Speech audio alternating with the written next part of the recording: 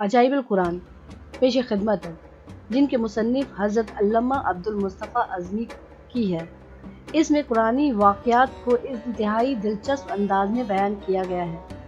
اس مجموعے میں قرآن مجید کی صورتوں سے چن کر 65 عجیب چیزوں کا تعجب خیز و حیرت انگیز واقعات کو، جن کا قرآن مجید میں مختصر تذکرہ ہے، نقل کر کے ان کے مناسب تفصیل و توضیح تحریر کر دی ہے، اور ان واقعات کے دامنوں میں جو عبرتیں اور نصیحتیں چھپی ہوئی ہیں، انہیں بھی درس ہدایت کے عنوان سے پیش کرتے ہیں۔ دوڑنے والا پتھر، یہ 1 ہاتھ لمبا 1 ہاتھ چوڑا چکور پتھر تھا جو ہمیشہ حضرت موسیٰ علیہ السلام کے جھولے میں رہتا تھا۔ اس مبارک پتھر کے ذریعے حضرت موسیٰ علیہ السلام کے 2 معجزات کا ظہور ہے، جن کا تذکرہ قرآن مجید میں بھی ہوا ہے۔ پہلا معجزہ، اس پتھر کا پہلا عجیب کارنامہ جو در حقیقت حضرت موسیٰ علیہ السلام کا معجزہ تھا، وہ اس پتھر کے دانشمندانہ لمبی دوڑ ہے، اور یہی معجزہ اس پتھر کے ملنے کی تاریخ ہے۔ اس کا مفصل واقعہ یہ ہے کہ بنی اسرائیل کا یہ عام دستور تھا کہ وہ بالکل ننگے بدن ہو کر مجمع عام میں غسل کیا کرتے تھے، مگر حضرت موسیٰ علیہ السلام وہ کہ اسی قوم کے ایک فرد تھے اور اسی ماحول میں پلے بڑے تھے، لیکن خداوند قدوس نے ان کو نبوت و رسالت کی عظمتوں سے سرفراز فرمایا تھا۔ اس لیے آپ کی عظمت نبوت بھلا اس حیاسوز بے غیرتی کو کب گوارا کر سکتی تھی؟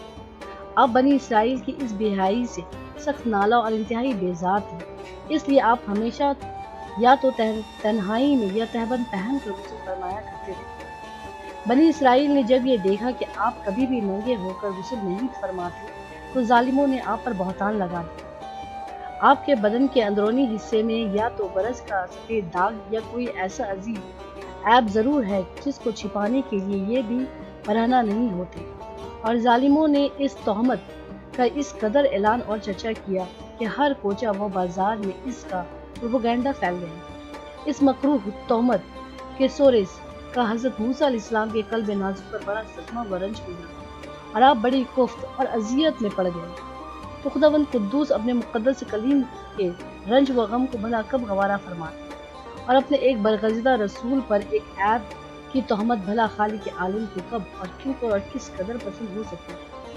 الرحمن الرحیم نے آپ کی برات اور بے عیبی ظاہر کر دینے کا ایک ایسا ذریعہ پیدا فرما دیا کہ دم زدن میں بنی اسرائیل کے پروپیگنڈوں اور ان کے شکوک و شبہات کے بادل چھٹ گئے، اور آپ کی برات اور بے عیبی کا سورج آفتاب عالم آفتاب سے زیادہ روشن و آشکار ہو گیا۔ اور وہ یوں ہوا کہ ایک دن آپ پہاڑ کے دامنوں میں چھپے ہوئے ایک چشمہ پر غسل کرنے کے لیے تشریف لے گئے، اور یہ دیکھ کر کہ یہاں بہت دور دور تک کسی انسان کا نام و نشان نہیں ہے، آپ اپنے تمام کپڑوں کو ایک پتھر پر رکھ کر بالکل برہنہ بدن ہو کر غسل فرمانے لگے۔ غسل کے بعد جب آپ لباس پہننے کے لیے پتھر کے پاس پہنچے تو کیا دیکھا کہ وہ پتھر آپ کے کپڑوں کو لیے ہوئے سرپٹ بھاگا چلا جا رہا ہے۔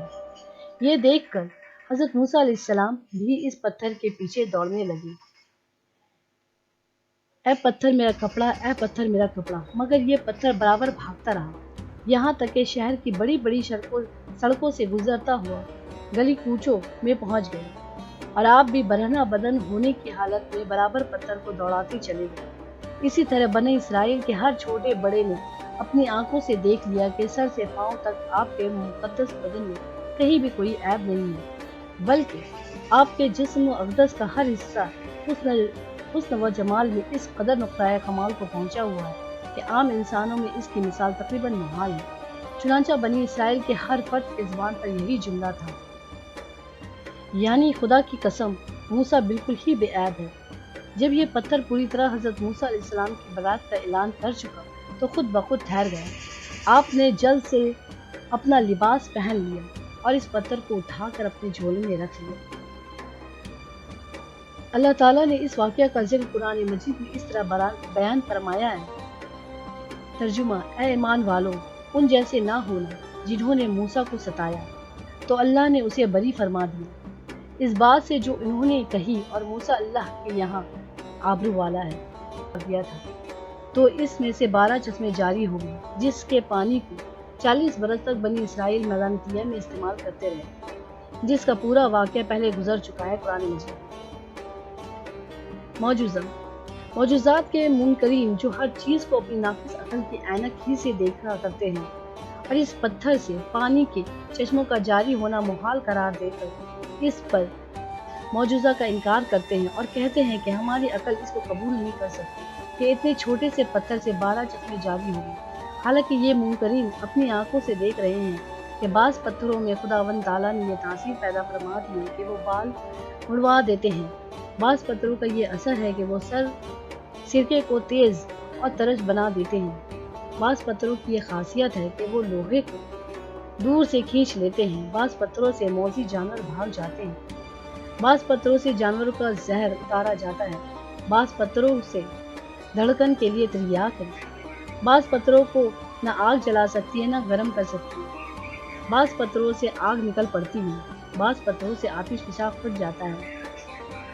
تو جب خداوند قدوس نے پتھروں میں قسم قسم کے اثرات پیدا فرما دیے تو پھر ان میں کون سی خلاف عقل اور محال بات ہے کہ حضرت موسیٰ علیہ السلام کے اس پتھر میں اللہ تعالیٰ نے یہ اثر بخش دیا اور اس میں یہ خاصیت عطا فرما دی کہ وہ زمین کے اندر سے پانی جذب کر کے چشموں کی شکل میں باہر نکالتا رہے، یا اس پتھر میں یہ تاثیر ہو کہ جو ہوا اس پتھر سے ٹکراتی ہو وہ پانی بن کر مسلسل بہتی رہے۔